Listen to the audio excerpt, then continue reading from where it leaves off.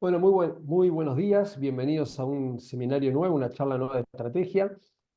Hoy puntualmente queremos solidarizarnos con las familias que han sufrido el tornado que pasó por la provincia de Buenos Aires. Eh, Nuestro amigo Sebastián, que es uno de los damnificados y que ha hecho un esfuerzo grande para estar y para acompañarnos. Así que, Seba, muchísimas gracias. Mati, una vez más acá con nosotros, ya haciendo más conocida tu cara.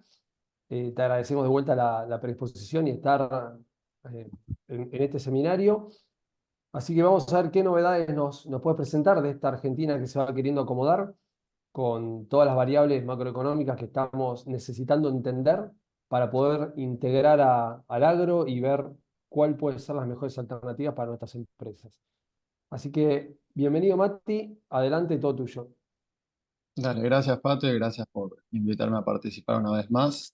Traje conmigo una presentación para que exploremos, así que sin más preámbulos, cualquier consulta después estamos abiertos a preguntas. Bueno, recientemente salió el anuncio de los nuevos proyectos que piensa impulsar el Ejecutivo después del rechazo del DNU. Se vienen algunos intentos de volver a discutir una nueva fórmula de movilidad, quizás que vuelva o no el impuesto a las ganancias de personas físicas.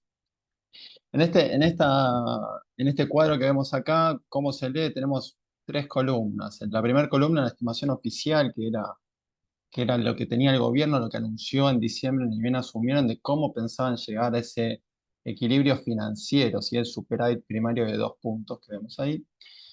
Bueno, la realidad es que es un poco ambicioso llegar a ese equilibrio financiero en un año, porque implica 5 puntos de ajuste en términos del producto, que hasta ahora nunca se hizo en Argentina. Pero bueno, algunas medidas ya se han ido tomando. ¿Sí? Lo que es la columna del inercial actual es, bueno, hoy, 20 de marzo, ¿dónde estamos parados y cómo llegamos? Bueno, si pueden ver, a ver qué cosas se hicieron. Se subió el impuesto país, se empezó a retocar el impuesto a los combustibles. Bueno, la fórmula de movilidad está ahí, todavía está ajustando con rezago en base a la que modificó Alberto Fernández.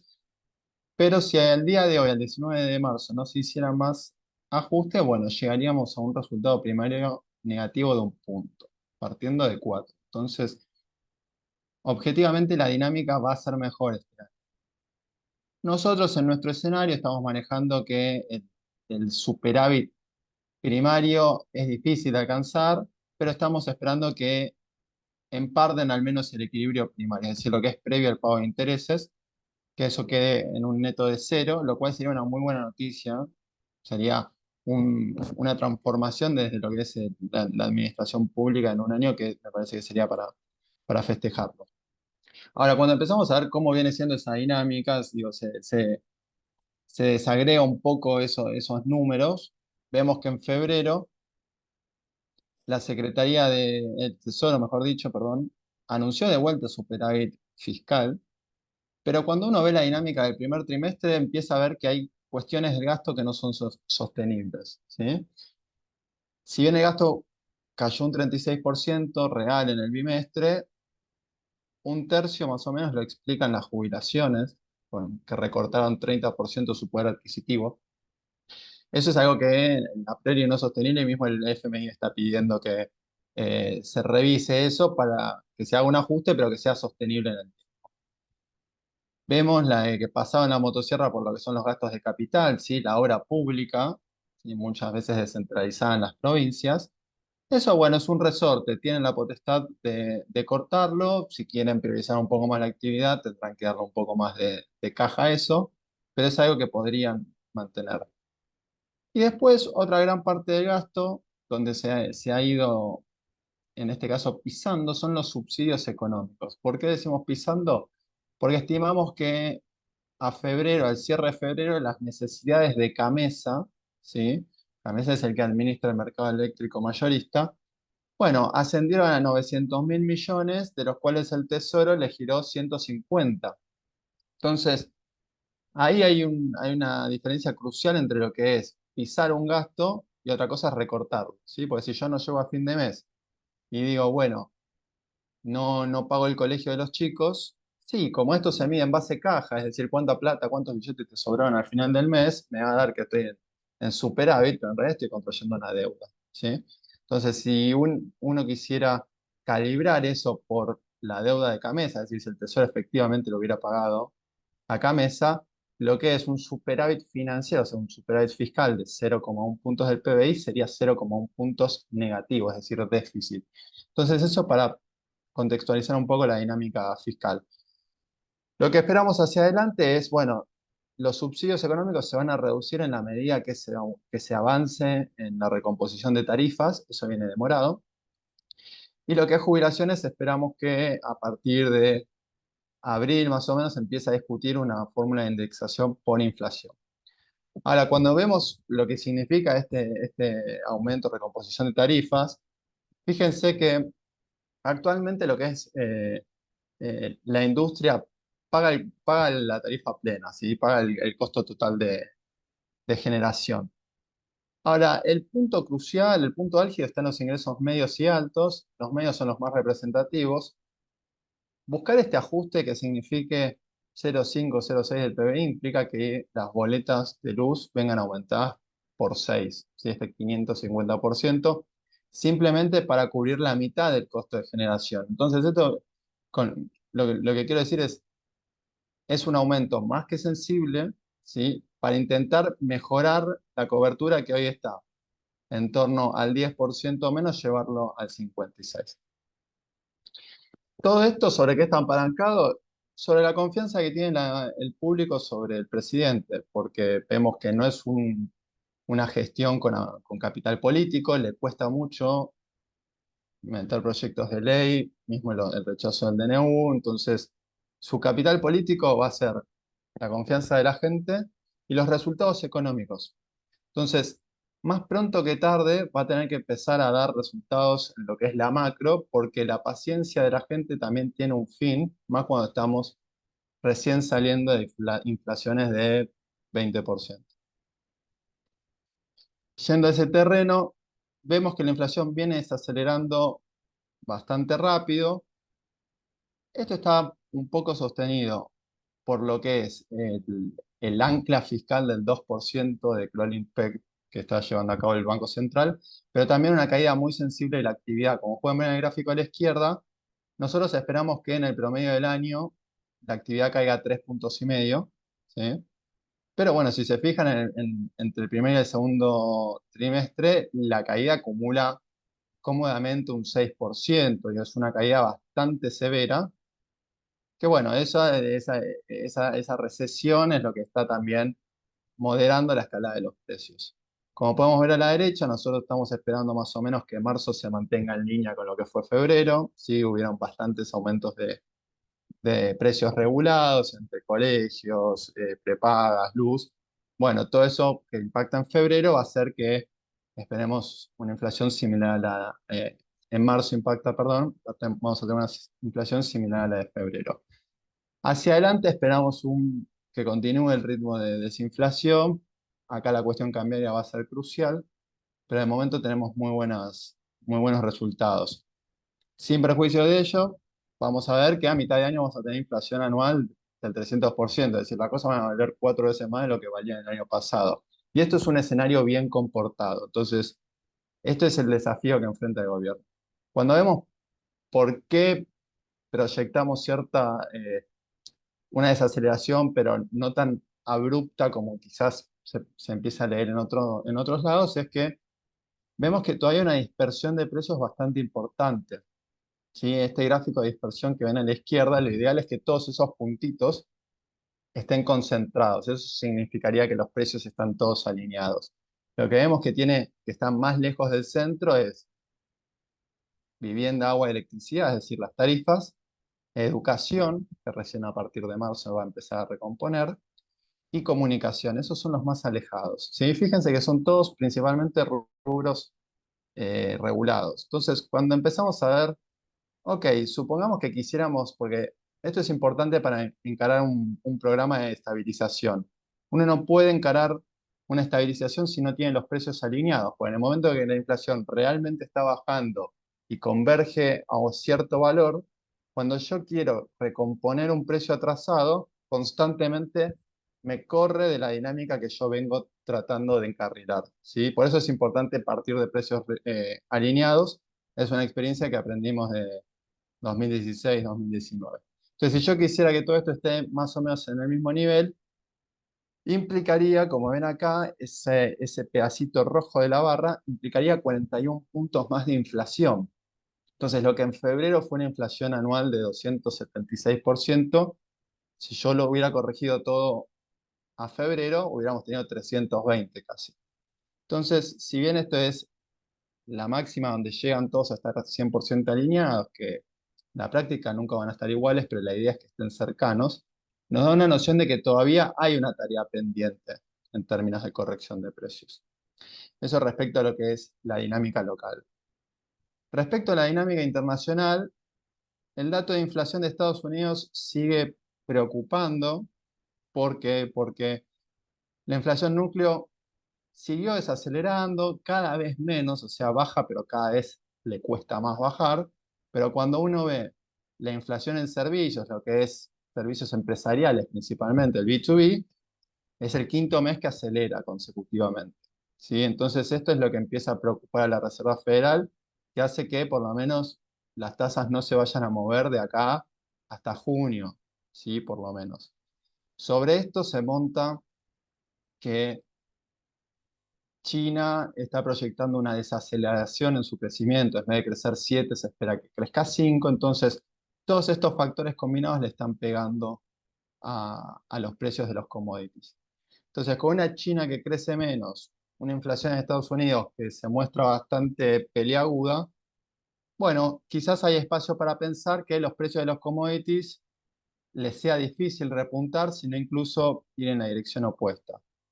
Y como pueden ver en el gráfico de la derecha, esa es la evolución histórica de lo que es el valor del dólar contra el precio spot de la soja. Fíjense que tiene una correlación inversa. Entonces, en la medida que las tasas de Estados Unidos se mantengan altas, que el dólar siga siendo un poco más, entre comillas, poderoso, bueno, a los commodities les cuesta arrancar. Estas son nuestras estimaciones de exportaciones en base a la cosecha de este año. Fíjense que no hace falta que yo se los explique a ustedes, pero estamos en una cosecha muy buena en cantidades, pero con precios que empiezan a compensar esa mejora de cantidades y hace que tengamos una cosecha en línea con el promedio de los últimos años. Yendo a lo concreto, estamos esperando exportaciones totales por 75.000 millones este año, ¿sí? Y más o menos un superávit comercial de 11.000 millones, ¿sí? Originalmente a principio de año teníamos 18, o sea, se recortó el superávit en 7.000 millones, lo cual, bueno, le va a poner presión al programa de recomposición de reservas del Banco Central. Pero bueno, de momento estamos viendo una ventana que no lo está reflejando y ahora vamos a pasar a eso. Desde lo cambiario, el Banco Central en diciembre tenía 11.000 millones de reservas negativas, es decir, el Banco Central debía 11.000 millones a China y a los depositantes por uso de encajes. Hoy estamos parados en los 2.500, ¿sí? O sea, hubo una recomposición más que significativa. Ahora, ¿cómo se dio esta recomposición? El gráfico de la izquierda es el flujo de oferta y demanda en el mercado de cambios, ¿sí? La oferta viene promediando más o menos los 400 millones diarios, mientras que la demanda viene promediando los 200. Esto le permitió al Banco Central a comprar 10.000 millones, ¿sí?, de reservas, pero en algo que es, digo, no voy a decir que es artificial porque no es estrictamente así, pero bueno, tiene algunos condimentos como el calendario de acceso a las importaciones, ¿sí? Si alguien quiere importar un bien hoy, no necesita CIRA, pero tiene un calendario que en promedio son 4 meses pista para cancelar esa obligación. Y eso genera, por un lado, que la deuda comercial aumente y por otro lado, genera cierto incentivo a que venimos viendo que el Banco Central devalúa a un ritmo del 2%, mientras que la tasa en pesos, pero medida en dólares, es súper positiva. Entonces, acá hay que tener presente que los importadores no es que están obligados a todos los meses acceder al mulco. Digo, uno también podría esperar porque sabe que en 4 meses va a estar mucho más barato que si accede hoy o el mes que viene. Entonces, en la medida que tengan financiamiento del exterior, digo, esto genera cierto incentivo extorsivo. Respecto a lo que es el crawling peg del Banco Central, para desarmar el cepo se necesita que el Banco Central en promedio todos los días compre 100 millones que le queden limpios, acumulados.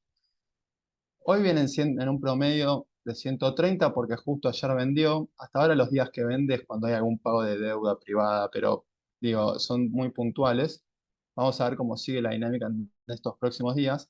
Pero lo que me animaría a pensar es que en la medida que esto esté por encima de 100 y ni hablar si está cercano a 200 como venía la semana pasada, no me animo a pensar que el Banco Central vaya a mover el ritmo de evaluación del 2% mensual.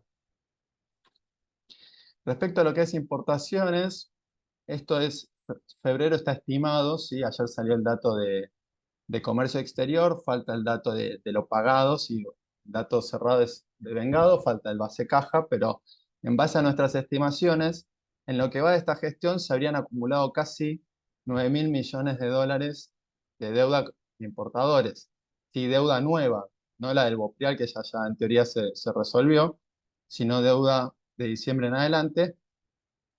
Esto sería el equivalente a que de todo lo que se importó en estos 3 meses se pagó sobre el 30% cuando el promedio anda en 80%. Entonces, una deuda que a los valores de hoy deberían ser 2.600 millones son casi 9.000. Entonces, eso me da que pensar que este gráfico que estamos viendo acá, bueno, esta recomposición de reservas, este área gris que vemos de fondo, bueno, en vez de ser tan empinada, va a empezar a mesetarse, porque esto es este flujo que está dilatado, no está retenido, sino que está dilatado. Respecto a política cambiaria, hoy el dólar oficial, el mayorista, está en 852. Fíjense que ya está en los niveles promedio de toda la gestión de Alberto Fernández. Alberto Fernández recibió un tipo de cambio súper competitivo, después se fue atrasando, pero hoy ya está en ese nivel promedio.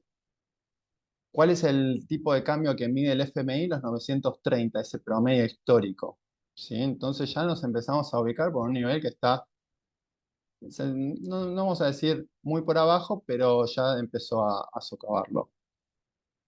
Nosotros consideramos que un tipo de cambio estable que permita una cuenta corriente superavitaria, pero sostenible en el tiempo, está más en línea con lo que fue 2019, esos 1.034 valores de hoy. Respecto a lo que es tipo de cambio para exportadores, porque yo les puedo decir el dólar oficial está en 852 y no es referencia de nadie, los exportadores tienen el dólar blend, y los importadores tienen el impuesto país. Si vemos el caso de los exportadores, bueno, hoy con esta brecha están en un nivel que ya es muy cercano al piso de lo que fue todo 2023, pero con costos en pesos que después de los fogonazos inflacionarios que vivimos, se empiezan a comprimir ciertos márgenes de ganancia. Entonces, es algo que hay que estar siguiendo muy de cerca. Esto no está ajustado por términos de intercambio, ¿no? Porque la gestión promedio de Alberto Fernández tuvo términos de intercambio mucho mejor a los actuales, más cuando hablamos de la caída de precios que se espera para este año. Entonces, pone una situación un poco más comprometida al sector exportador, pero como les decía antes, en la medida que el Banco Central siga este ritmo de compra de reservas, no esperaría ningún movimiento cambiario desde lo que es dólar oficial.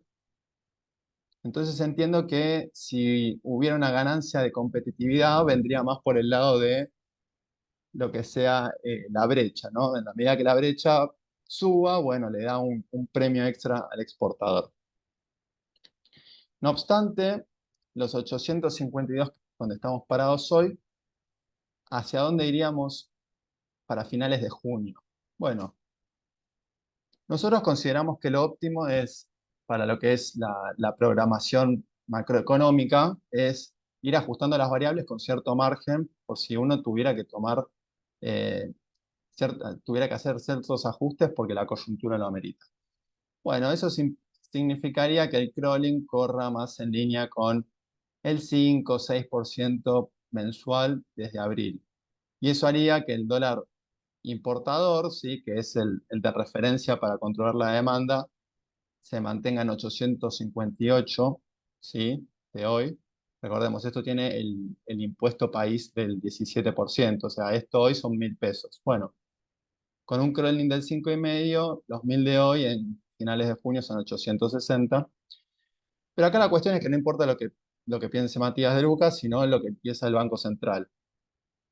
Y hoy la verdad es que están muy parados en este 2%, todavía siguen comprando reservas, siguen desinflando. Entonces, si siguen en este 2% con estas proyecciones de inflación, a finales de junio el dólar importador está en 775 y el exportador en 700. Y esto sí es relevante, porque el ministro de Economía en alguna entrevista hizo explícito que su tipo de cambio de referencia es el del 17 de diciembre de 2015. Es el tipo de cambio al que salió Macri en 2015. ¿Por qué? Dice, bueno, porque es un gobierno distinto, es un cambio de época, genera otras expectativas, necesita un tipo de cambio no tan depreciado. A mí me da que pensar porque la salida de aquel momento del cepo implicó que no había más brecha y hoy seguís con brecha, entonces puede que tengas buenas intenciones, pero el incentivo distorsivo de la brecha prevalece. Y al mismo tiempo, todavía estábamos viendo que hay un montón de ajuste y corrección fiscal que hacer por delante. Entonces, está bueno saber el puerto de llegada, pero todavía recién nos estamos embarcando. Pero como les decía, no importa lo que yo piense, sino la referencia que tienen ellos.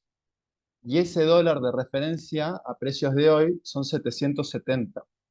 Entonces, si se fijan, siguiendo al 2% mensual, bueno, en junio por lo menos lo que es importaciones, estaría en los 770 que tienen en mente. Entonces, esto me hace pensar que en la medida que sigan comprando reservas, la inflación siga bajando, se mantenga el 2 y recién a mitad de año empiece a acompañar la inflación. De momento, el mercado de futuros no está priceando una unificación, ¿sí? Fíjense que respecto a 2 semanas atrás, los futuros de dólar incluso siguen bajando, ¿sí? Entonces, de momento, la negociación de gente que está poniendo plata de su bolsillo es, no esperan, no están pagando por un salto cambiario. Respecto a lo que les comentaba de la brecha, si yo tuviera que tomar estos 1.000 pesos, 1.050, 1.060 de hoy, bueno, respecto a lo que fueron los últimos años, parece barato, pero hay que hacer el switch de dejar de pensar en un tipo de cambio tan alto, porque tenemos otra macro, tenemos otra gestión, ¿sí? La emisión monetaria se ha cortado, entonces cepo más emisiones más brecha, ahora tenemos lo contrario. Entonces, creo que estos 1.000 pesos de hoy deberían funcionar como un tipo de cambio de equilibrio de largo plazo. Es decir, si en 2025 no hay más cepo, ¿sí? Bueno, ¿a qué precio me imagino flotando el peso contra el dólar? A los 1.000 pesos. Con esto que quiero decir, bueno, debería empezar a acompañar la dinámica de la inflación. Lógicamente, esto no es un ser que ajusta diariamente, sino que el dólar está 2 meses tranquilo y un día, una tarde, dice, che, pasó mucho tiempo tranquilo, te acomodo y recuperas esa competitividad. Pero bueno, ¿a qué voy con esto? Creo que hay cierto margen para que en los próximos meses lo que es el contado continúe esta tendencia bajista, pero si lo tengo que pensar de acá a un año, bueno, debería valer los 1.000 pesos de hoy.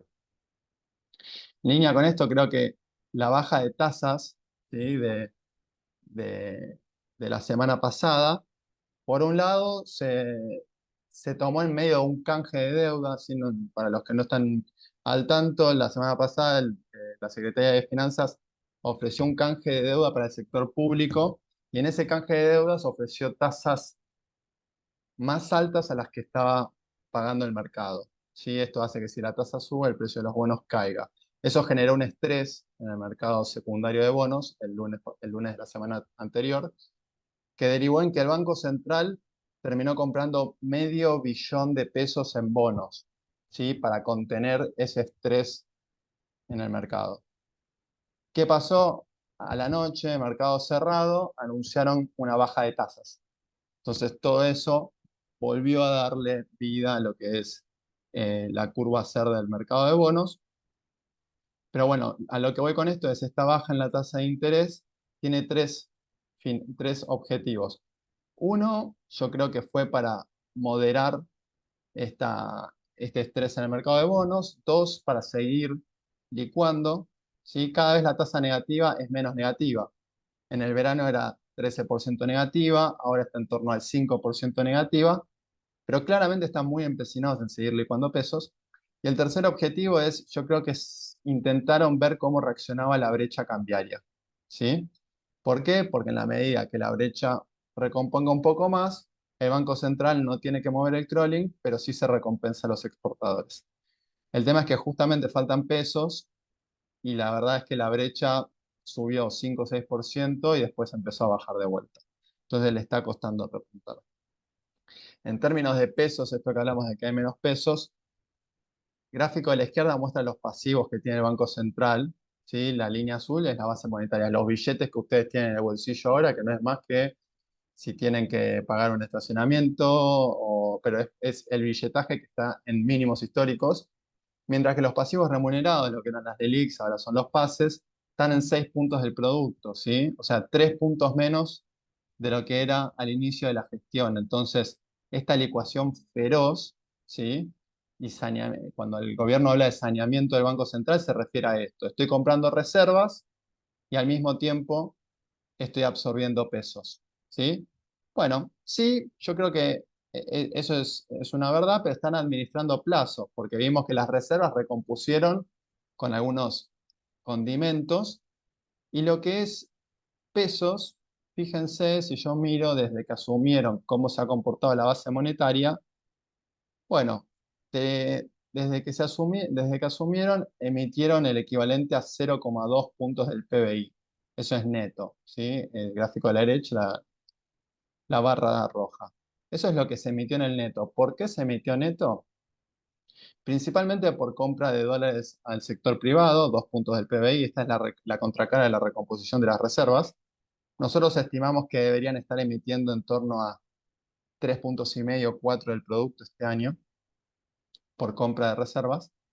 El otro factor expansivo es el pago de intereses, ¿sí? De los pasivos remunerados, que por esta razón es que el- la actual gestión está tan empecinada en bajar esos pasivos para disminuir esta emisión endógena, que de todos modos al ser negativa no es preocupante, ¿sí? Como crece por debajo de la inflación no es preocupante, pero fíjense que esto redondeado en otros, bueno, ¿qué hay dentro de esa partida que es un residuo? Bueno, son las otras operaciones del Banco Central. Entonces lo que vemos es, con el BOPREAL se absorbieron pesos, pero ¿cómo puede ser que si se absorbieron casi 4 billones de pesos por BOPREAL, en la partida el neto haya sido casi 2? Bueno, la diferencia es un ejercicio de puts, que paradójicamente los puts del Banco Central se ejercieron en su mayoría previos a una licitación de finanzas.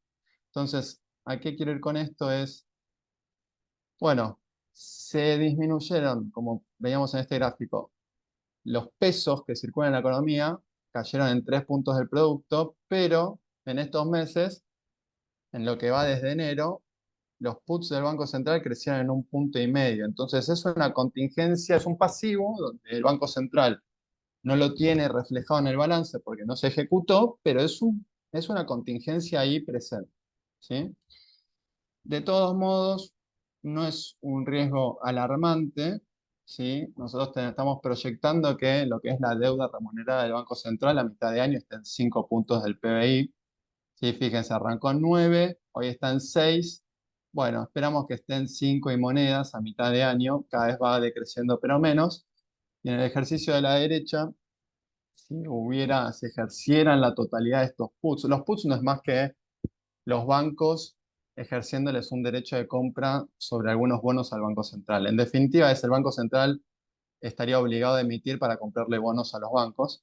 Si eso se ejerciera, bueno, los pasivos remunerados del central en vez de ser 5 pasarían a ser 7, pero eso sería un escenario de pánico, ¿sí? Entonces, en el escenario bien comportado, incluso en un intermedio, la conclusión es que cada vez van a haber menos pesos. Entonces, que haya menos pesos facilita el camino a la unificación cambiaria, que haya menos pesos hace que haya menos demanda en la brecha, que haya menos pesos hace que eventualmente las tasas en los mercados de bonos suban. Esto como a modo de cierre, cuando se habla de que están más cerca de dolarizar, la realidad es que estamos muy lejos de dolarizar. Estamos un poquito más cerca de unificar, pero esto es valores promedios de febrero, faltaban casi 40.000 millones de dólares para poder limpiar los pesos contra dólares. Entonces, cuando se habla de la base monetaria es 10 y yo compré 10.000 millones de reservas, están viendo un flujo contra un stock, pero no es verosímil. Antes de cerrar, me gustaría indagar en algunos escenarios que estamos contemplando, ¿sí? Un escenario virtuoso muy optimista sería en el cual al gobierno el plan de ejecución fiscal le empieza a salir cada vez mejor, alcanza un superávit primario, quizás no de 2 puntos, pero quizás de medio punto o de 1 punto, o sea, un escenario muy positivo. Esto le permite salir del cepo en algún momento del segundo semestre. Acá aclaramos solo para los flujos. ¿Por qué? Porque hay empresas que tienen utilidades retenidas, entonces no se puede salir del cepo de un día para el otro cuando estamos hablando de que tenemos reservas negativas. Lo que se va a ir haciendo es ir desarmando restricciones de a poco, como se ha hecho recientemente, que para aquellos que liquidaron durante los dólares, los programas de dólar soja, bueno, ahora puedan empezar a hacer dólar MEP, esa restricción cruzada que se aflojó. Bueno, estamos hablando de un desarme del cepo para los flujos, pero todo lo que es stock se va a disociar. Es decir, imagino algo del estilo que las utilidades retenidas se resuelven con un Bopreal 4 o que si no se les da salida por el contado con liqui, pero no por el mercado, por el MULC, digamos. La cosa es buscar fluidificar esa transacción comercial con el exterior sin que incida en un precio que pega en la formación de precios internos, ¿sí? La inflación seguiría el camino actual de creciente. La salida del cepo implicaría un tipo de cambio real más alto pero estable, de la mano de reservas netas positivas. Esto es necesario para poder abrir el cepo, entonces es medio tautológico, pero necesito reservas positivas para abrir el cepo y tener un tipo de cambio real más alto hace que tenga más reservas. Y por último, ¿qué pasaría con la tasa del Banco Central? Hoy es súper negativa. Ahora, en un escenario de estabilización estándar tradicional, uno diría que la tasa debería ser positiva, es decir, que el plazo fijo debería pagar por arriba de la inflación. Ahora, con un presidente que dice, che, quiero ir a la competencia de monedas, ¿sí? Y que está tan empecinado en que purgar el peso, bueno, me cuesta pensar quizás una tasa real positiva. ¿Por qué? Porque tengo, entre comillas, pesos atrapados, porque los dividendos no se pueden girar automáticamente, eso te da pie a seguir licuando. Entonces, digo, sería una demanda de dinero solamente transaccional que el componente, o sea, esa tasa real que paga negativa, bueno, sería la prima por liquidez. Entonces, incentivar al público con que los únicos pesos que tengan funcionen de modo transaccional. Pero bueno, eso es hacer un poco de futurología porque todavía no tenemos una fecha estimada de salida del cepo, mucho menos de lo que vaya a ser esa competencia de monedas si eventualmente se practica. Un escenario medio de continuidad es nuestro escenario base, sí, es el que nosotros estamos manejando hoy al 20 de marzo. Esperamos equilibrio primario, un cepo que, de vuelta, las restricciones se van desarmando paulatinamente, pero salimos oficialmente del cepo entre fines del 2024 o más tardar primer trimestre del 25 si el frente comercial se complicara. Se continúa en el camino de desinflación, el dólar oficial se atrasa pero cada vez menos en el margen, ¿sí? Son esos 770 de hoy que estábamos viendo, bueno, como que eso se mantiene. Una recomposición de reservas que las deja las netas cercanas a cero si la tasa real se mantiene negativa cada vez menos. Y por último, un escenario pesimista es un escenario donde políticamente a la gestión actual no le va bien en el sentido que no consigue las reformas necesarias, entonces lo que era superávit o equilibrio primario termina en déficit, ¿sí? El cepo se mantiene, no logra hacer la consolidación fiscal y las expectativas se empiezan a desalinear, entonces la inflación se mantiene así medio pegadiza en 2 dígitos, cercano al 10%. Y ahí entramos con en un problema que el tipo de cambio real se vuelve mucho más errático. ¿Sí? ¿Por qué? Porque sería combinar el 2% de crawling actual con un programa macro que se deshilacha, entonces en algún momento te forzaría a hacer un salto del tipo de cambio y después sería resetear el programa a diciembre. Ese sería un escenario negativo o mal comportado. Entonces esos son los tres escenarios que estamos imaginando que son las posibilidades en la mesa. De momento nos mantenemos parados en el escenario de continuidad, nuestro escenario base. Y por último, antes de terminar, lo que estamos viendo en términos de carteras, en base a los rendimientos actuales, como les comentaba antes, con los precios de ROFEX en el mercado de bonos, vemos que el mercado continúa preciando una apreciación cambiaria, ¿sí? Entre el 10 y el 14%, ¿sí? De apreciación. El mercado de bonos muestra eso. Y con un crawling que va al 2%, los instrumentos Dollar Link pierden un poco de interés, ¿sí? Lo que es retorno en pesos, los ceros ofrecen un diferencial mucho más generoso, sobre todo la parte media de la curva.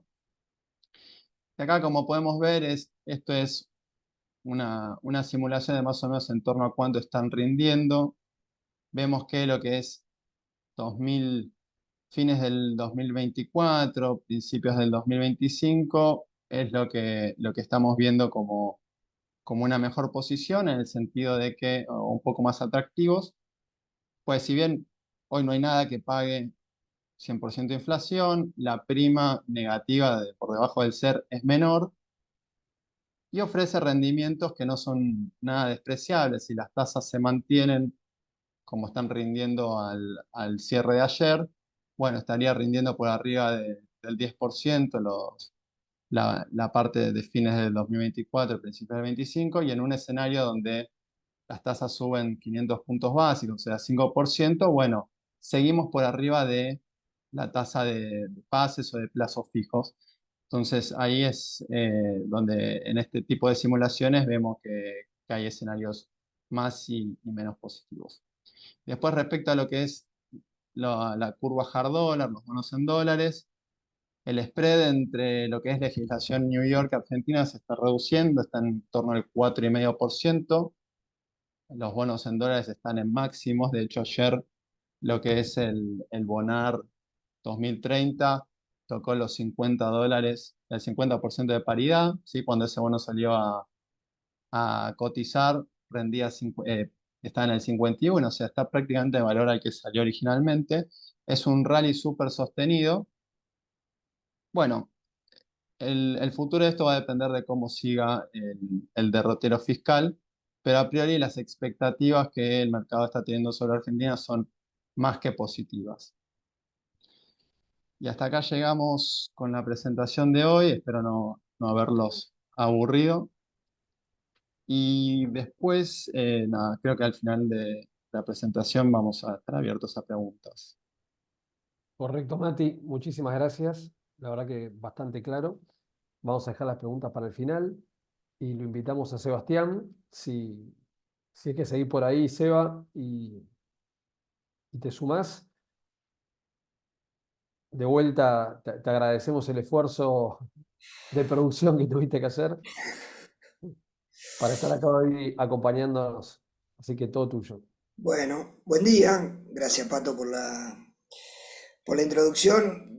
Pato hablaba del esfuerzo porque yo vivo en la ciudad de 9 de julio y bueno, ayer tuvimos un día muy, muy complicado de tormenta y tornado, viento. La verdad que, nada, bastante triste la situación en la ciudad, con algunos daños muy, muy grandes, una tristeza. Por ahí los que son fierreros y conocen 9 de julio, el autódromo, nos quedamos sin autódromo casi, pues se llevó todos los boxes y nada, muy complicado. El aeroclub también, voló los galpones, algunos clubes y bueno, y un barrio muy grande de gente bastante humilde también, así que nada. Pero bueno, y después las complicaciones de internet y de luz que siempre pasan estas cosas, pero bueno, acá estamos, ¿eh? Así que bueno, vamos a arrancar, como siempre vamos a hacer algunos tips de diferentes cosas que estamos viendo en el mercado y compartir algunas ideas. Ahí estoy con la presentación y voy a arrancar, bueno, ¿no? Ya que hablamos del clima, voy a arrancar con el tema climático. A ver, parecería que llegó el niño, ¿no? Estas últimas semanas, generalmente cuando uno mira la historia del niño en Argentina o de la niña, pero bueno, en este caso el niño, tenemos lluvias por arriba de lo normal, en líneas generales, con lo cual en promedio la soja y el maíz en Argentina rinden entre un 6 y 8%, ¿no? O sea que siempre son bienvenidos los años niños en Argentina. Lamentablemente este año tuvimos ¿no? un niño que se sentía niña en algún momento de enero y hubo 20 días bastante complicados de exceso de calor y falta de precipitaciones, que no fue gratis. Nosotros estamos viendo ahí una caída de producción de soja y de maíz. Vamos a tener una buena campaña, no vamos a tener esa campaña récord, ¿no? que por ahí a veces sale en la tapa en los diarios, lamentablemente. Digo, la buena noticia es que vamos a tener una buena campaña, la mala es que no va a ser récord, ¿no? Así que bueno, ya desde principios de febrero se empezó a normalizar un poco lo que son las lluvias. En líneas generales, casi todas las zonas de Argentina vienen recibiendo buen milimetraje, algunas zonas inclusive muy pasadas de agua, queda alguna zona en el NEA y en la zona costera todavía con algún faltante de agua, pero bueno, en lo que es la producción y viendo las lluvias y demás, parecería que el tema de agua ha venido por lo menos a completar los ciclos que quedan de maíz tardío y de soja de segunda y demás para darle el último empujón y tener, si Dios quiere, una buena producción. Y después también este gráfico nos va mostrando un poco lo que va a ser el área de FINA, de lo que va a ser la campaña 24-25, donde hay ahí mucha incertidumbre, ¿no? Porque a pesar de estas lluvias y lo mucho que ha llovido en algunas zonas, Argentina hizo una campaña de gruesa sin agua en los perfiles, ¿no? Con lo cual es bastante raro porque veníamos de 3 niñas, con lo cual, digo, por ahí la situación actual es buena y poca reserva en los suelos y nada, vamos a tener que esperar para definir el área de FINA lluvias en forma importante de acá al inicio de la siembra, que veremos si se dan o no se dan. Los climatólogos hablan de un marzo que va a seguir lloviendo y por ahí alguna semana de abril y de ahí después ya iríamos a alguna situación un poco más normal de precipitaciones. Me parece que en los próximos 15, 20 días se va a definir un poco con qué perfiles vamos a llegar a la siembra de fina, que nosotros la vemos bajando porque creemos que no se va a recuperar todo y después porque el negocio, la verdad, es bastante malo y bueno, hay que agregarle el gran tema de este año que va a ser los contratos de alquileres y la negociación entre dueños de campo y productores que arriendan, que es más o menos el 70% de la superficie en Argentina, y cuando uno hace los márgenes, la verdad que habría que bajar en forma considerable los alquileres, pero bueno, una cosa son los márgenes, una cosa son las intenciones, y otra cosa lo que termine pasando en la realidad, ¿no? Así que bueno, ahí más o menos estamos. Mirando para adelante, les decía, ¿no? Hay un frente esta semana, hay un frente la semana que viene, con lo cual eso tiene la implicancia de ir juntando un poco de reserva para lo que viene. Tiene alguna implicancia, si quieren, de logística, que después vamos a charlar un poquito de esto, porque se empieza a atrasar la cosecha de maíz, probablemente se atrase el inicio de la cosecha de soja, y generalmente estos acontecimientos generan dentro del mercado local alguna volatilidad o alguna suba circunstancial de precios que me parece que hay que estar muy atentos para poder capturarlo, ¿no? Así que nada, eso con respecto a lo que es el clima en Argentina. ¿Tá? Y después, no, que lo dejé para el final de esta primera parte de presentación, hay un problema muy grave, muy grande y muy grave, con lo que es el famoso espiroplasma, esta enfermedad que transmite la chicharrita, que ha tenido un avance considerablemente importante. Estamos hablando de cultivo de maíz, de primera y tardío, y en muchas zonas de Argentina, ¿no? Esto se está viendo, le diría que casi todo el NEA y el NOA, se está viendo en Santa Fe, en la mayoría de la provincia de Santa Fe, pero con muchos centros en centro norte de Santa Fe, se está viendo también en parte de Entre Ríos, hay parte de la zona que llaman en el núcleo norte, que también hay algunas zonas afectadas. Ayer estuve con un productor de Junín que tenía alguna afectación, o sea, una cosa es la afectación y otra cosa es el daño, pero bueno, el daño te lleva al 100% de pérdida en algunos casos. Hemos visto lotes de maíz que se han picado, hemos visto alguna cosecha de maíz entre un 40 y un 50% por debajo del presupuesto por este tema, y me parece que no, esto siempre tiene una implicancia micro y una macro, ¿no? La micro es, te tocó, y nada, y tu afectación es 100%, ¿no? Con lo cual es complicado de esa forma y de esa manera de verlo, y después una visión más macro de cuánto puede impactar esto o no en lo que es el mercado general de maíz, ¿no? Y me parece que va a tener un impacto que es muy difícil todavía de calcular, pero bueno, si miramos un poco lo que son las superficies de Argentina de maíz, tanto temprano y tardío, bueno, acá se agrega un poco lo que es el avance de cosecha también. Córdoba, ¿no? El centro norte de Córdoba hay 1 millón de hectáreas de maíz, y sobre todo el norte de Córdoba hay afectación, está bajando la plaga hacia el centro de Córdoba. El centro norte de Santa Fe hay 250.000 hectáreas, en el NEA hay 875.000 hectáreas de maíz. Núcleo norte, que incluye parte del sur de Santa Fe, hay 600.000 hectáreas. Entre Ríos hay casi 400.000.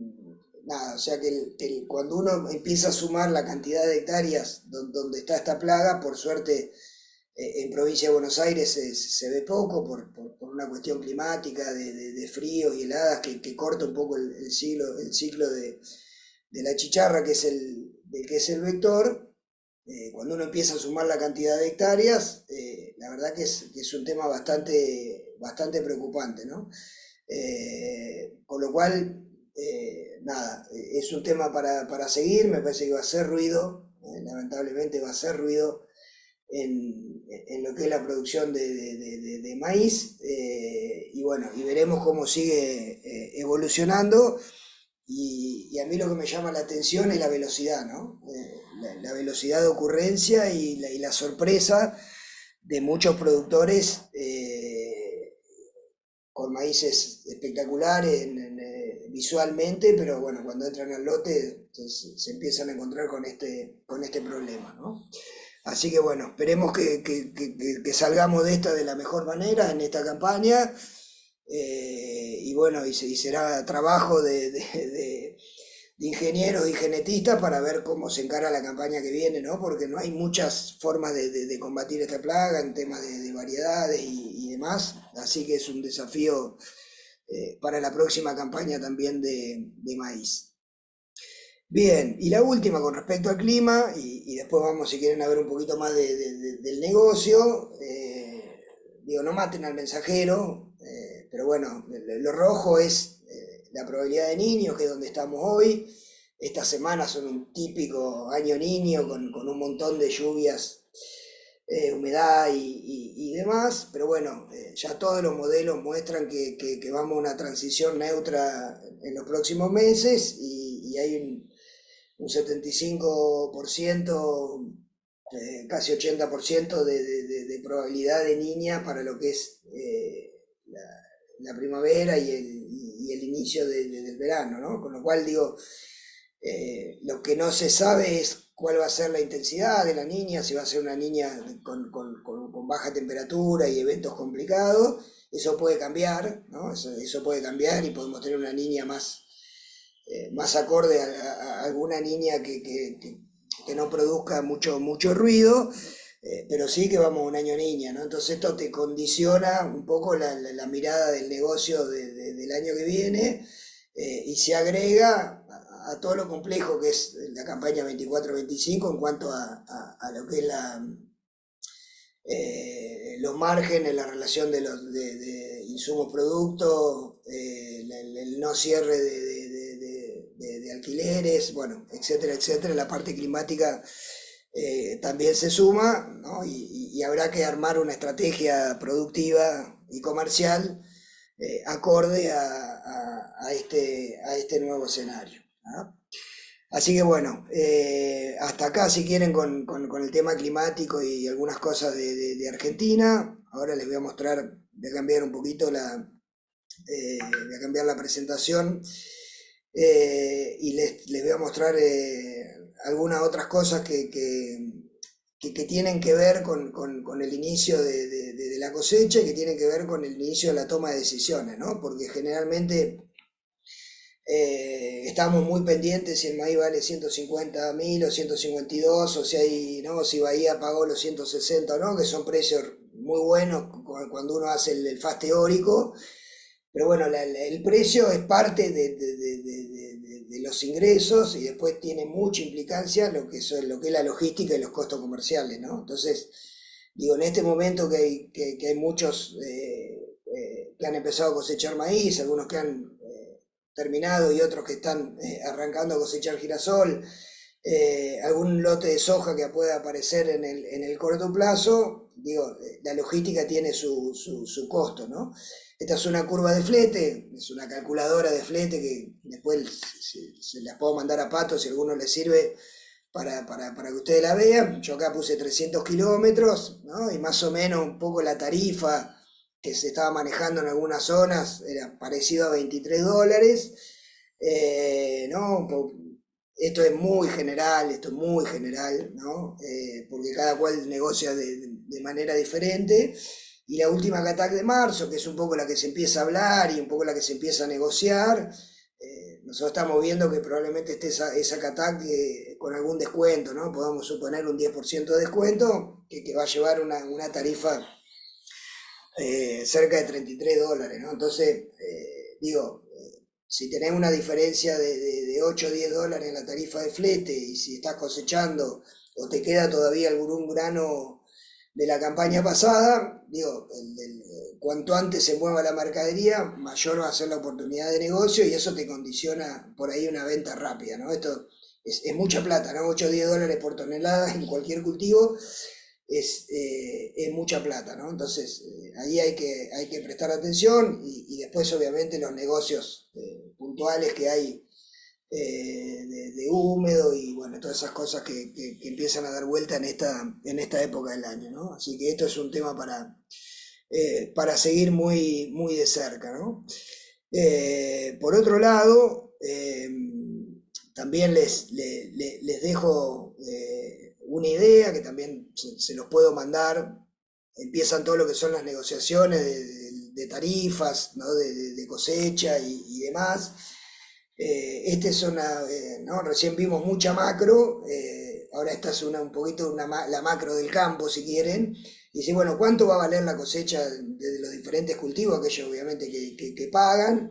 Y un poco lo que hacemos con esto es tomar el último año de la suba del gasoil, dólar y la inflación, que son los tres componentes por ahí que más inciden en los que son las tarifas, y con este Excel uno puede ir cambiando el porcentaje de acuerdo a cómo sea la estructura de costo, y eso le saca un promedio ponderado, con lo cual uno podría presupuestar una cosecha en pesos un 300% por arriba de lo que fue el año pasado, ¿no? Para tener una referencia en un momento de Argentina donde hay pocas referencias, ¿no? Pero bueno, esta otra de las negociaciones que se viene y siempre, ¿no? Son negociaciones costosas y ahí hay mucho también para trabajar. Y por último, ¿no? Que tiene que ver, ¿no? con lo que son la venta de los granos, la entrada de los ingresos y demás, ¿no? Uno tiene que empezar a tomar decisiones, ¿no? Donde se mezcla un poco el gerente comercial con el gerente financiero, decir, bueno, ¿vendo para qué? ¿Dónde aplico los pesos? Prefiero esperar porque no tengo dónde ir, o sea, ¿no? Todas esas discusiones que se arman en las empresas grandes entre el gerente financiero y el comercial, entre las empresas más familiares, por ahí uno se va cambiando el sombrero y va tomando diferentes decisiones. Eh, Digo, y una posibilidad puede ser el tema de los insumos, ¿no? Que venimos de un año muy caro en el tema de insumos. Seguimos caros todavía, pero bueno, se ve una tendencia que todos los días empieza a bajar un poco y se empiezan a acomodar, ¿no? Porque una de las salidas de la venta de granos puede ser la compra de insumos, ¿no? Entonces, lo que hacemos nosotros en este gráfico que le estoy mostrando es, ¿no? Como se calcula la paridad de exportación de los granos, nosotros calculamos la paridad de importación de fertilizante y glifosato, que son por ahí los insumos más utilizados, ¿no? Entonces, hoy la buena noticia es que bajó un poco la urea a nivel internacional. Hoy las paridades, ¿no? Este es el costo de reposición y siempre le agregamos el valor obviamente del que hace el negocio. La urea, costo de reposición tendría que valer $550. Se viene acercando, ¿no? Valía 1000 en algún momento, ahora está un poquito arriba de 600. El fósforo tendría que valer 815, 820, ¿no? Está más cerca de 900. Se viene acercando, pero todavía le falta. Y después el glifosato, que es el otro insumo que seguimos, el valor de reposición, siempre hablamos precio mayorista, camión completo en el puerto, ¿no? Tendría que estar 530, 540 y hay algunos negocios inclusive por debajo de eso, por lo cual ahí creo que hay algunas oportunidades, ¿no? Ahora, esto es una forma de ver el negocio o de ver el tema de los insumos, pero acá no le estamos agregando, ¿no? La parte financiera y la parte impositiva. ¿Por qué? Porque cada empresa tiene sus números, ¿no? Recuerden, incluye obviamente el 17%, perdón, el 17,5% del impuesto país, pero no incluye la parte financiera del impuesto país, que es pagarlo hoy el 17,5% cuando nacionalizás y te queda un pago a cuenta en pesos que terminás ajustando cuando te venden los dólares, eso te lleva el impuesto país arriba del 20%. Acuérdense que hay retenciones de IVA y de ganancia del 10 y el 20 si es fertilizante o agroquímico. Recuerden que hay un 6%, 10 y 20 de IVA, un 6% de ganancia, todo eso genera un costo financiero que se agrega al costo, pero que es muy difícil de calcular. Entonces, a los valores que más o menos yo le dije, habría que cada empresa le pondrá su costo financiero, ¿no? Veremos si el mercado se termina acomodando al valor de reposición o el costo financiero finalmente pesa y no volvamos a estos valores, ¿no? Tenemos que saber que el fósforo vale $80 más que en cualquier país vecino y la urea $60 más que en cualquier país vecino por el impuesto país. El glifosato son 30, 40 centavos, pero bueno, es la realidad de Argentina, ¿tá?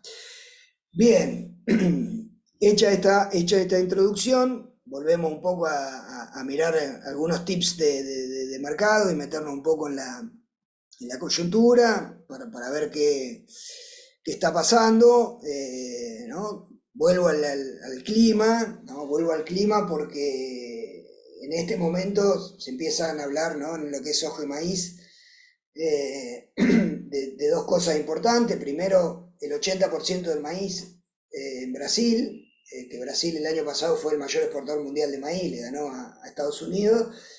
El 80% es la safriña, ¿no? Que se está terminando de sembrar ahora, que se hace con agua justa, porque en un momento en Brasil, sobre todo en los estados del centro-oeste, se corta el agua. Y ahí los pronósticos, pensando en el próximo trimestre, están un poco por debajo de lo normal, con lo cual ahí puede haber volatilidad.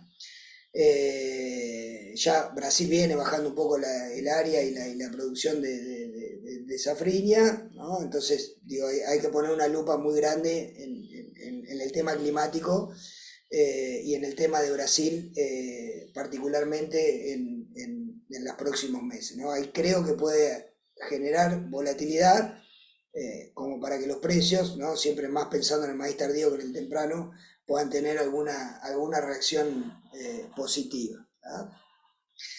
Bienvenidos, ¿no? Inauguramos oficialmente la timba climática americana, ¿no? Los que están embarcados y conocen, saben que en estos momentos empieza a hablarse de las nuevas producciones en Estados Unidos. Acuérdense que Luda a fin de febrero estimó que se va a sembrar menos maíz y que se va a sembrar más soja en Estados Unidos. Le puso un rendimiento estratosférico a los dos, ¿no? Que nunca lo sacaron, por eso los análisis de stocks finales y demás son muy exagerados. Y ahora, el 28 de marzo, si no me equivoco la fecha, sale la primera estimación de Luda de área con encuesta a productores, con lo cual ahí va a haber algún grado de volatilidad positiva o negativa sobre el fin de marzo, además de los stocks trimestrales, ¿no? Y cuando miramos a Estados Unidos, esto es las 35 millones de maíz y de soja más o menos de cada uno que se hacen para dejarlo parejo, y hay algunas zonas con lo que está blanco está bueno, y después a medida que los colores se van oscureciendo es el grado de falta de reservas o de sequía, ¿no? Leve o moderada, o severa o extrema. Bueno, fíjense que Illinois hoy está bastante complicado, acá lo pueden ver en milimetraje que necesitan para salir de la anomalía, ¿no? 80, 100, 60, dependiendo la zona, ¿no? A fin de este mes arranca la siembra de maíz, y va a ser durante todo abril, y ya mediado fin de abril arranca la siembra de soja y se extiende durante todo mayo y principios de junio, ¿no? Pero bueno, veremos cómo evoluciona esto. Es un tema importante, ¿no? Y cuando lo ponemos en el área seca sobre la producción, hoy, ¿no? Si la siembra arrancaría hoy, cosa que no pasa, estamos anticipándonos, el 33% del área de soja, el 36% del área de maíz están, ¿no? Que es lo oscuro que se ve abajo de la línea rayada, que es lo seco, están con algún grado de sequía. Esto puede mejorar o empeorar en las próximas semanas, y un poco lo que el mercado empieza a mirar y a tratar, ¿no?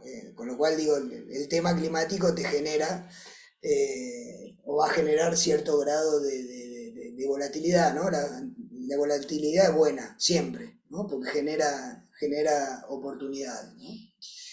Bien, metiéndonos un poquito en soja, este es el último informe de Luda, que fue, si mal no recuerdo, el 8 de marzo. Y como decía la propaganda, ¿no? Estás igual, porque no tocó absolutamente nada, dejó el stocks en 8 millones y pico de toneladas de soja, esto hasta el 31 de agosto, donde cambia la campaña, con lo cual fue un informe ni fu ni fa, ¿no? Así que ahora hay que esperar, si quieren, a fin de marzo para que tengamos el primer informe de la campaña 24-25.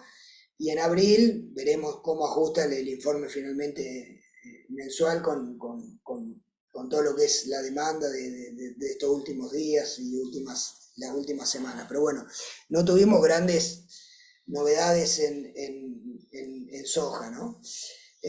Donde sí hubo novedades, ¿no? ¿No? Que es esta lupa que aparece por acá, es en Brasil, ¿no? Mucho se ha hablado de lo que fue la producción en Brasil. La primera estimación arrancó en 162 millones de toneladas, y después por un tema climático, de exceso de calor, falta de lluvia y demás, empezó a bajar. Hubo una discusión muy grande durante toda la campaña, y nada, finalmente CONAB que es la entidad oficial que mide la producción en Brasil, en su último informe dijo, bueno, pará, hay 2,5 millones menos de toneladas de soja de lo que pensamos en el informe anterior, con lo cual de 162 estamos en 147, ¿no? O sea, es una buena producción, obviamente, pero está lejos de ser esa super producción récord de que se hablaba y está por debajo del año pasado, ¿no? Así que creo que esa fue la noticia en términos de mercados de las últimas semanas. Y donde seguimos medio empantanados es con el tema de lo que es el tema de China y sus compras y demás. Acá les muestro, perdonen que les cambio, que les voy cambiando las presentaciones, pero con el tema ayer de climático y demás no pude agrupar todo en una presentación. Estas son las exportaciones de Brasil a China, y fíjense y cómo fue el año pasado. O sea, China le está exportando mucho más soja Brasil está exportando mucha más soja a China. China está comprando menos en Estados Unidos, con lo cual eso genera más stocks en Estados Unidos. Y si uno suma las compras de China en el primer bimestre, ¿no? En enero y febrero, con respecto al año pasado, viene un poco atrasado, ¿no? Entonces ahí donde hace un poco de ruido el mercado, ¿no? Parece que más allá de la producción de Brasil que bajó, más allá de la producción argentina, a nosotros la cuenta nos da más cerca de 45 que de 50, como dicen algunos, pero bueno, pongamos 47. Nada, más allá de la caída de producción en Sudamérica, seguimos sin la atracción de la demanda, por eso los precios, tenemos los precios que tenemos, ¿no? A pesar del rebote de las últimas semanas, ¿tá? Así que bueno, con respecto a soja, y cerrando un poquito soja, y le dejo ahora un ratito a Rodrigo, digo, de lo que hay que esperar, si quieren en algún punto, los más optimistas, los que quieren mirar el vaso medio lleno, es cómo arranca la siembra americana, finalmente cuánto va a ser el área, cómo arranca, y después esta producción brasilera y argentina, cómo se va a vender, ¿no? Probablemente en el corto plazo eso no lo veamos, porque cuando arrancan las cosechas se genera inevitablemente volumen, pero bueno, una vez pasada la necesidad financiera del productor y demás, ahí es donde empieza la puja entre los compradores y los productores, que en el caso de Brasil y en el caso de Argentina nadie quiere vender por la caída de los precios, y a eso hay que agregarle los diferentes tipos de cambio que tenemos acá para liquidar los granos, con lo cual esa puja en algún momento puede ser positiva para el mercado. Así que bueno, con esto te dejo, Rodrigo, un minutito y después charlamos un poquito de maíz. Dale, buen día a todos. Vamos a avanzar con nuestras estrategias recomendadas. Si alguno me confirma que ya se está viendo bien, arranco. Sí, está bien. Dale, gracias. Bien, vamos a arrancar con lo que es, vamos a ver soja julio y soja noviembre. Arrancamos con soja julio con la compra de un put, que es una estrategia básicamente sin riesgo. Acá compramos un put de 2,92, una prima de $9, con una volatilidad del 18,5. Tengamos en cuenta que ayer el futuro para lo que es julio cerró en 2,96. En este caso, con esta estrategia estamos poniéndole un piso en los $283 en esta estrategia, y por supuesto que no tiene techo. Pasando a una estrategia un poco más riesgosa, si se quiere, un nivel intermedio, un put sintético. Acá vendemos el futuro de julio en 2,96, comprando un call de 304 en $8, con una volatilidad del 19%. Tenemos diferencias máximas de $8. El piso, acá lo estamos poniendo en los 288 y acompañamos el mercado desde los 304. Algo para remarcar, en la charla anterior teníamos una soja mucho más abajo, el futuro estaba en 280,50 y el piso lo poníamos en los 269, gastando $11.50, para que tengan en cuenta que este breve rebote que se ensayó en la soja local, también acompañado por la que fue afuera, la verdad que está dejando buenos precios. Pasando a lo que es soja noviembre, no tocamos lo que es mayo porque ya las opciones de mayo ya vencen a la vuelta de la esquina.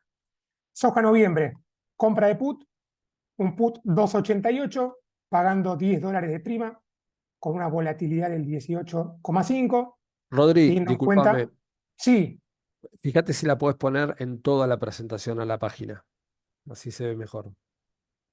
lo tengo acá en modo presentación, no sale, ¿no? Dame un segundito. Ya tengo- me parece que ya sé qué es. ¿Ahora se ve mejor? Ahí está. Bien, perfecto. Vamos a seguir con lo que era la estrategia de noviembre. Compramos el put de 2.88 con una prima de $10, una volatilidad del 18,5. El futuro de noviembre para soja está en 303, entonces esta estrategia nos da un piso de $278 y por supuesto que no tiene techo. Y una estrategia más para lo que es soja noviembre, vamos a un put sintético, vendemos el futuro en 303, comprando un call de 312, acá pagamos una prima de $13, con una volatilidad del 18%, vamos a tener diferencias máximas de $9, y el piso lo tenemos en los $290, y acompañamos el mercado desde los 312. Y para ir cerrando lo que es soja, tenemos una estrategia un poco de mayor riesgo, que es un piso techo, teniendo en cuenta que el futuro está en 303. Compramos un put 280, pagando $7.50 de prima. Vendemos un call 328 con $7. Acá tenemos de costo $0.50. Y ponemos el piso en los 279,50 y un precio máximo de venta, un techo en los 327,50. Esto es todo lo que es para soja. Te dejo, Seba, para que puedas seguir con el próximo producto. Bien, gracias Rodrigo. Me sumo un comentario a la estrategia que dijo Rodrigo. Por ahí un poco lo que hay que mirar es hacia dónde va la soja, ¿no? Enganchando un poco con la charla de Matías también, ¿no? Porque si uno piensa que vamos a una unificación cambiaria en el segundo semestre, probablemente la soja hay que mirarla en dólares billete en el segundo semestre, no las posiciones en noviembre. Entonces, conocemos que hay muchas empresas, muchas estrategias de empresas que vienen atrás del dólar billete hace muchos años, ¿no? Probablemente, si el programa económico sale bien en noviembre, sea 1-1, ¿no? Entonces hay que pensarlo de esa manera y lo que es, me parece, el resto de las cosas y la parte financiera y la cosecha, ¿no? Más en forma tradicional, ¿tá? Bien, vamos a hacer un par de tips de maíz.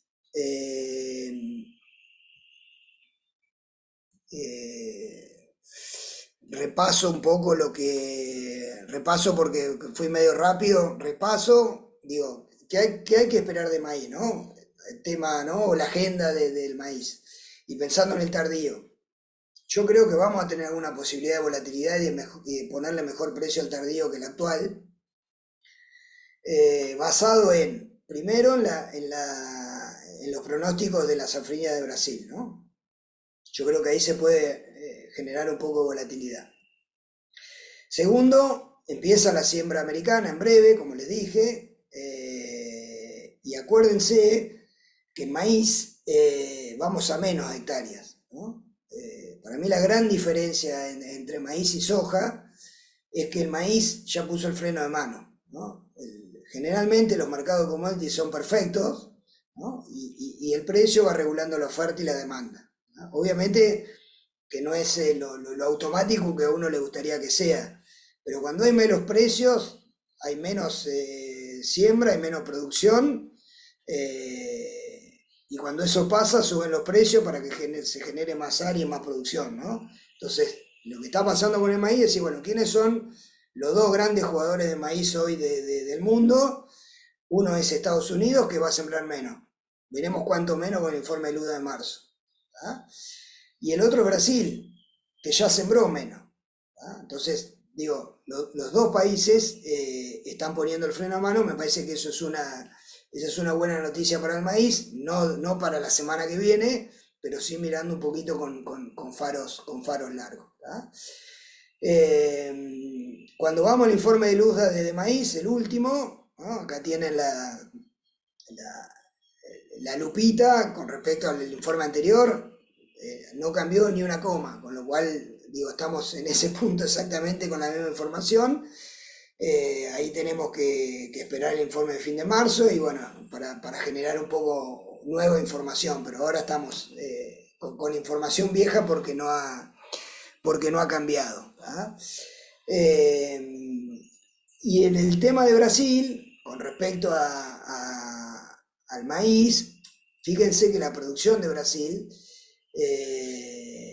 está calculada por CONAB, que es, repito, es oficialmente quien estima las producciones en Brasil. De hecho, el USDA, como es un ente político, el último informe del USDA ajusta con CONAB. ¿Ah? Como el último informe de Luda ajusta con la Secretaría en Argentina, ¿no? Pues son entidades políticas, no pueden estar en contra en estos temas, ¿no? El Luda habla de 124, 123 millones de toneladas de maíz en Brasil. CONAB me parecería un poco más realista y habla de 112 contra 132 del año pasado, casi 2 millones de hectáreas menos sembradas y una exportación estimada en 32 millones de toneladas contra 54. ¿Ah? Con lo cual digo, Estados Unidos puso el freno a mano, va a menos área. Brasil es esta campaña, ¿no? Estamos mezclando campañas, 24-25 de Estados Unidos, 23-24 en Brasil, la que está terminando de sembrar ahora. Entonces, digo, el escenario es diferente. Como también es diferente el escenario en Argentina, ¿ah? Porque para mí hay que mirar distinto el mercado de maíz temprano con el mercado de maíz tardío, ¿no? El mercado de maíz temprano es un poquito más del 20% del área. Acuérdense que se sembró con la salida de la Niña y muchos lotes no se pudieron sembrar, con lo cual nosotros calculamos que podrá haber 13, 15 millones de toneladas de maíz temprano. Y el resto tardío, ¿no? Y cuando miramos el programa de exportación, el programa total hasta ahora de DJ son 20 millones, y si miramos el marzo, el abril, el mayo, el junio, ¿no? Que ahí está la frontera entre el temprano y el tardío, el programa de exportación está arriba de 10 millones de toneladas, ¿no? Con lo cual está muy justo, está muy justo, y eso genera algún nerviosismo puntual en el mercado, que es un poco lo que está pasando hoy y que podría pasar o no, no sé, en mayor o medida en los próximos días, ¿no? ¿Por qué? Porque estos compromisos, vienen los barcos, hay que cargar el maíz, el productor tiene que cosechar, lo tiene que poner en condiciones, lo tiene que llevar a los puertos, ¿no? El maíz se carga en Rosario, pasa por Bahía completa y se va, y bueno, toda esa logística tiene que funcionar en un marzo donde van a continuar las lluvias.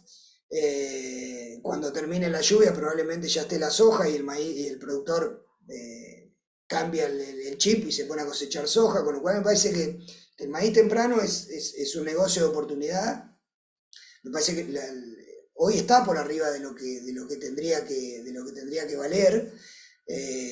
¿No? Si uno hace el FAS teórico, más o menos en pesos da 138.000 pesos, y cuando uno mira cuánto vale Rosario o Bahía está por arriba de eso, con lo cual quien venda maíz hoy está haciendo un buen negocio, y a eso agréguenle lo que es la logística de flete y demás. Me parece que ahí hay mucho para trabajar, y el maíz temprano no es un grano para retener, es un grano para hacer negocios. ¿Tá?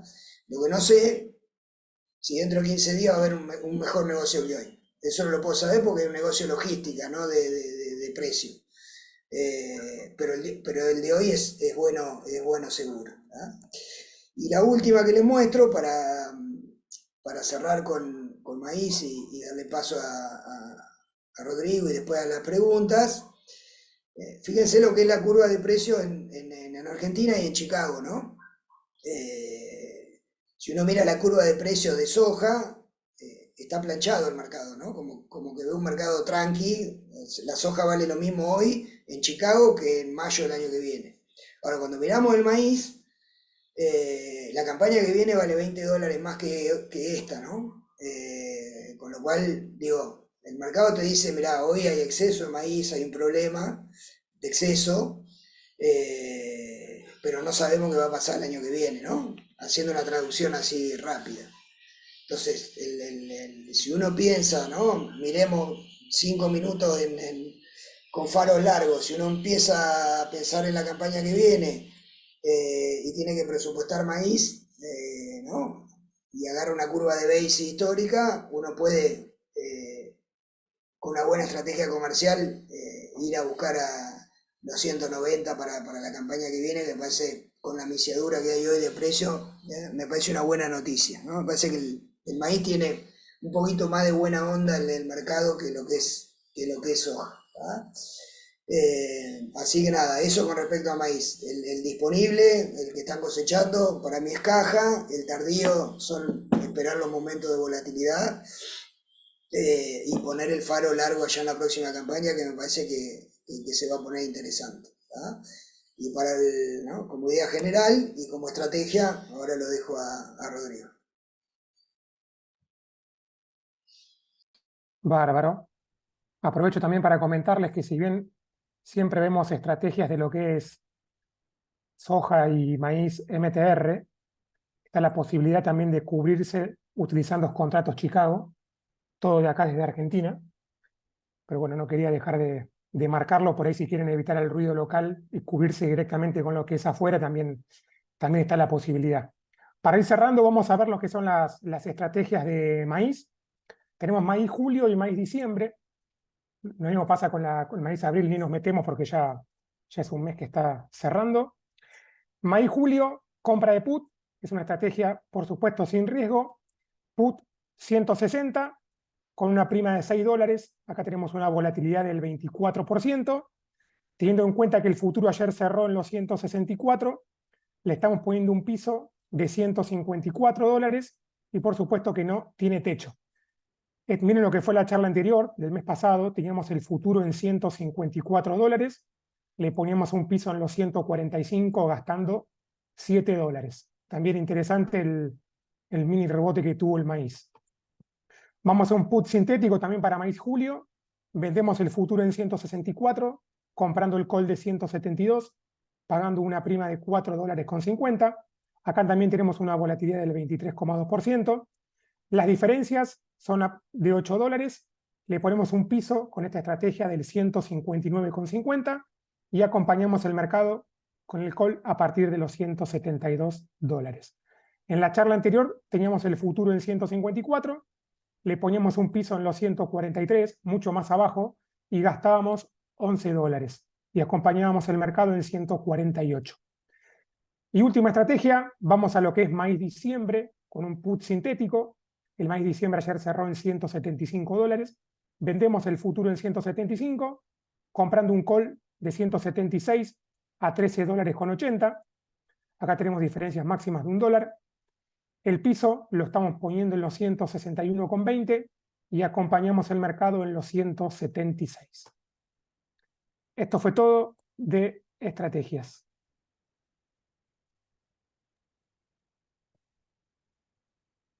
Muchas gracias, Rodrigo.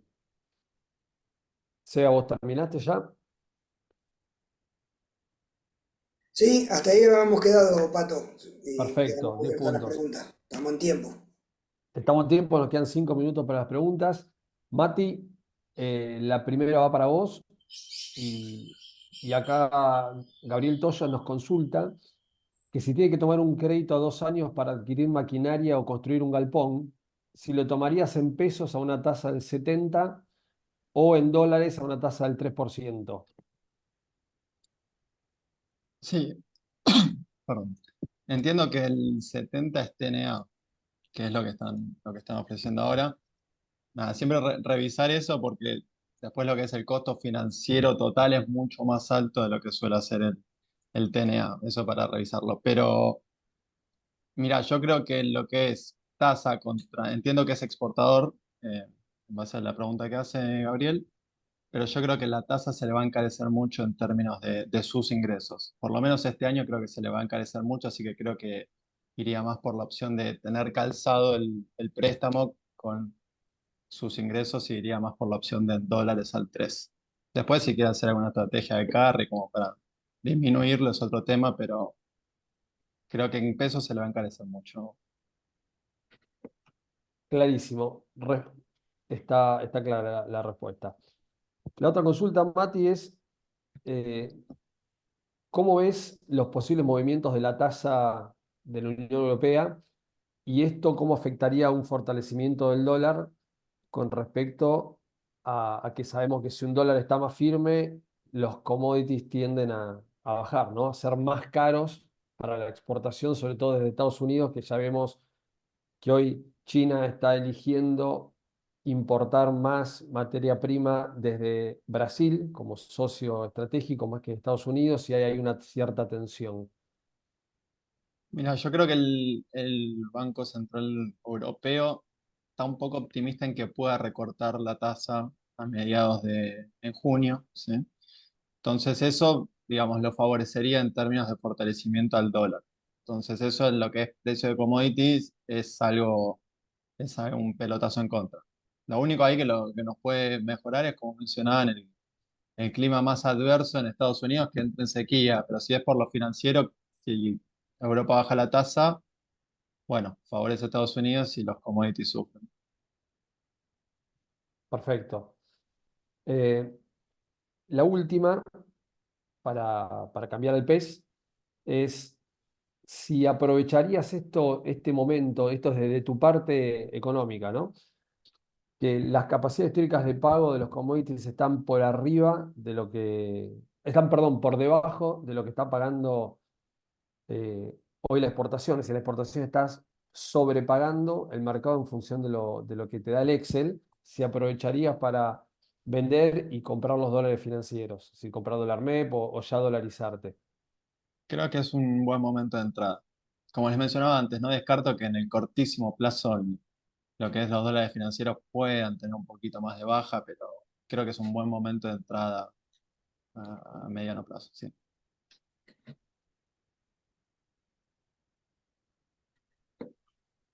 Bárbaro, muchísimas gracias. por Seba, favor. esta es para vos y volvemos al tema del maíz y, y a la gran preocupación que está generando el espiroplasma y la chicharrita. Y nos consulta Fer Negri si viendo que hay tantas zonas afectadas y que todavía no le están encontrando la vuelta desde la ciencia, si consideras que la intención de siembra para los maíces tardías, pensando en la campaña que viene, puede caer.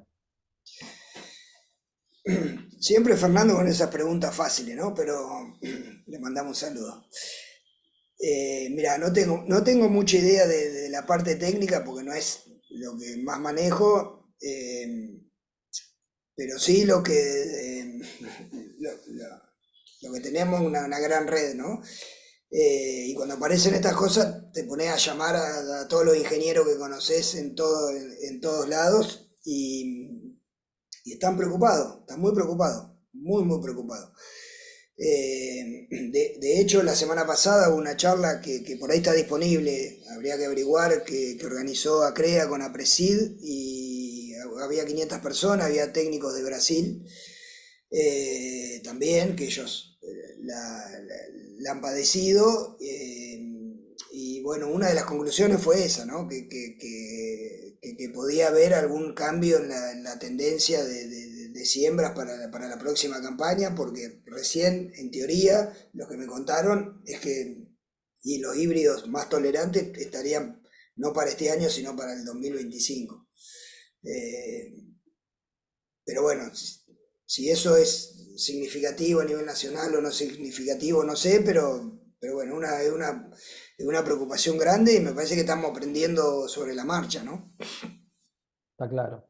Bueno, nuestro amigo Rodolfo Rostaño te pregunta, Seba, si le puedes dar un panorama de siembra de trigo con estos precios, con los nuevos precios. Y ahí acoplamos a la pregunta que nos hace Enrique Pera también, de cómo ves los precios para el trigo nuevo. Es decir, qué ves de siembra, panorama y panorama de precios. Voy a mostrar un gráfico, me gusta mostrar gráficos, así que voy a compartir y muestro un par, dos o tres cositas. Acá está, compartir. A ver, esta hojita que está acá, ¿no? Tiene el precio del trigo negro, maíz abril, soja mayo, bueno, de las últimas 13, 14 campañas de futuros, ¿no? De la precosecha, de que empezó a cotizar cualquier cultivo hasta que llegó la cosecha. Si miramos, por ahí no está bien mirar los últimos 13 años porque esto no está ajustado por inflación. Y da 184, ¿no? Y hoy está en 193 el trigo, diciembre del 2024.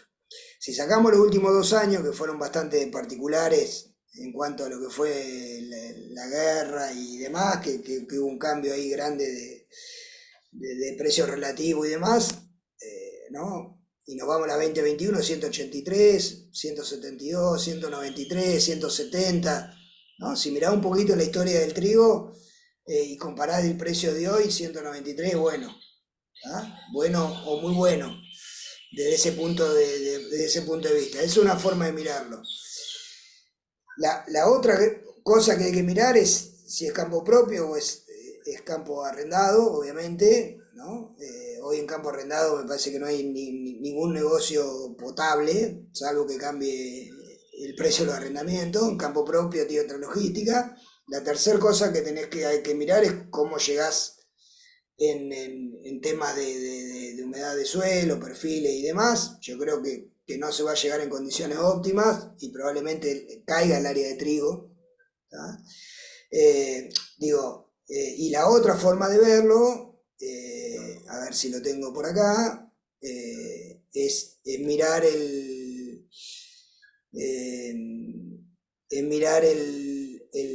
trigo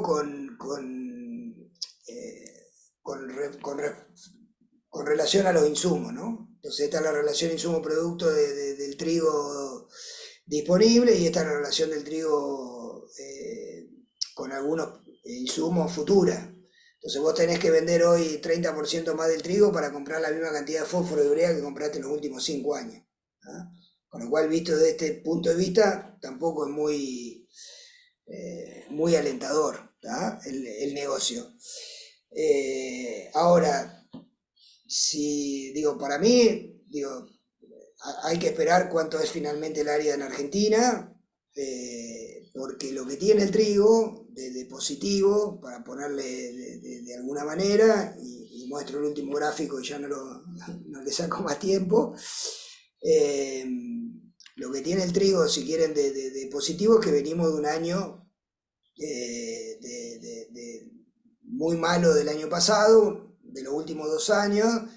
Las DJs del año pasado son 8,5 millones, de eso se embarcaron 3, con lo cual quedaron 5 para este año, 5,7.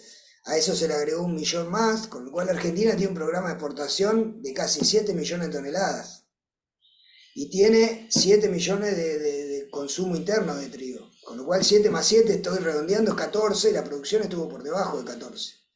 Con lo cual vas a llegar a la próxima siembra de trigo con muy poco trigo, ¿no? Yo creo que va a haber oportunidades a lo largo del año para los que tengan trigo, y eso te va a generar condiciones favorables también para el inicio de la próxima campaña, ¿tá?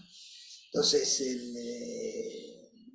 finalmente, como resumen, yo, más allá del precio, yo no tomaría decisiones comerciales de trigo hasta que no se defina el área en Argentina, ¿tá? Si llegamos a mayo con un área normal y una relación insumo-producto un poquito más acomodada y la posibilidad de sembrar, por ahí empiezo a tomar decisiones comerciales porque el precio es bueno, ¿tá? Pero me parece que faltan varias cartas arriba de la mesa como para empezar a tomar decisiones comerciales. Muchas gracias, Pez. Y vamos a hacer las últimas dos porque estamos pasados en el tiempo. Pero desde Córdoba, Dieguito Ferreira nos consulta cómo sigue el dólar blend, la baja en el contado con liqui atrasa el tipo de cambio y le quita apetito a la liquidación de los cereales. Entonces, ¿cómo ves, Mati, al dólar blend en los próximos meses? Es verdad que está abajo y queda abajo respecto al año pasado. Yo imagino quizás más tocando lo que es el blend que tocando el crawling. O sea, no descartaría que en vez de ser 80-20 sea 90-10, cosa que el precio sube y compensarlo así al exportador. Pero creo que si va a haber un acomodamiento, va a ir más por el blend que por el dólar oficial. Fantástico. Y yendo al tema del dólar, eh, también quisiera saber, Tuchi La Fuente, si, ¿dónde estás viendo el dólar al 2025? Si es que no hay cepo. Y en torno a los 1000, entre 1000 y 1100 de hoy. Por eso les decía, sin cepo, los valores actuales son deberían ser de referencia, lo que es el MEP, por ejemplo. Fantástico. Es decir, Bueno, debería, lo que sea que valga, a valor de hoy serían los 1000 actuales. perfecto. Bueno, muchísimas gracias a todos, muchísimas gracias por haber participado, a todos los oyentes y participantes, a nuestros oradores, como siempre muy agradecido.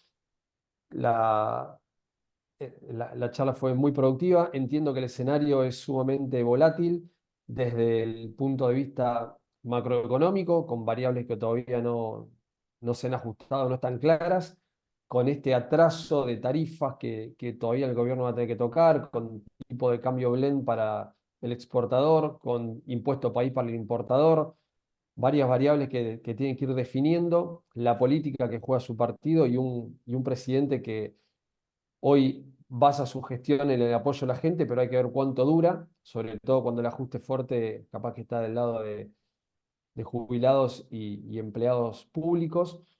Y desde el lado de los cereales también vemos un escenario de bastante incertidumbre. La cosecha seguramente va a ser más chica de lo que se esperaba. La producción de Brasil está en veremos. Estamos viendo temperaturas muy altas en los últimos días.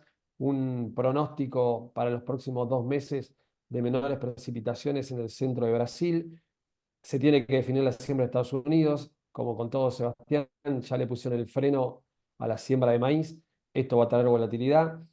Eh, y desde acá lo que le podemos decir es, somos un gran equipo, tenemos eh, expertos para poder asesorarlos, no dejen de consultarnos, se puede hacer estrategias de cobertura, podemos hacer ventas de futuro con compra de call para poner pisos, comprar solo los puts, y desde el lado financiero lo mismo, está el equipo de Guadalardiol, listos para darles una mano, para charlar y poner arriba de la mesa todas las incertidumbres que quieran licuar. No dejen de consultarnos. Muchísimas gracias por participar. Rodri, como siempre, gracias por las estrategias. Yo sé que vos estás siempre hablando con los clientes en forma personal y dispuesto a armarles una estrategia a medida. Es muy difícil hacer una charla a un público tan variado. Es decir, cada zapato tiene su horma, cada estrategia va acorde al cliente, pero bueno, desde al área de agronegocios y agrofinanzas estamos queriendo eh, darles una solución ante cada incertidumbre que tengan. Así que desde ya muchísimas gracias a todos. Seba, especialmente por el esfuerzo que hiciste, que se solucione todo rápido. Un cariño grande para toda la comunidad 9 de julio y nos vemos en la próxima charla. Gracias, Pato. Gracias por la invitación. Un saludo a todos los presentes. Nos vemos la próxima. Nos vemos.